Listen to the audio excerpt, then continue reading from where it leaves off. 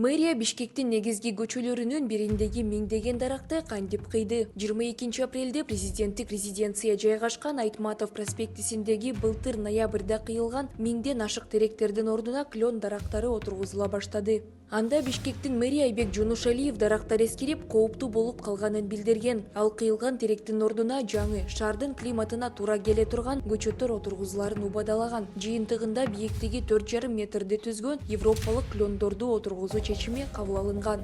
Бирок кийинчерээк теректерди кыюунун негизги себеби жарандардын коопсуздугу эмес, Айтматов проспектисин алты телке кылып кеңейтүү болгону аныкталган. Бул жолдун боюнда президенттин жаңы кеңсеси ынтымак ордо жайгашкан. Айтматов проспектисин кеңейтүү үчүн теректерди кыюудан тышкары жолдун жээгиндеги үйлөрдүн тосмолору да буздурула баштаган. Тургундар мэриянын аракетин мыйзамсыз деп атап, компенсация талап кылууда. Президенттин иш башкармалыгынан жол чет өлкөлүк делегацияларды кабыл алуу үчүн кеңейтилип жатканын билдиришкен. 2025 жылы Кыргызстанда 19 өлкөнүн лидери катышкан Шанхай кызматтык уюмунун саммити өтөт.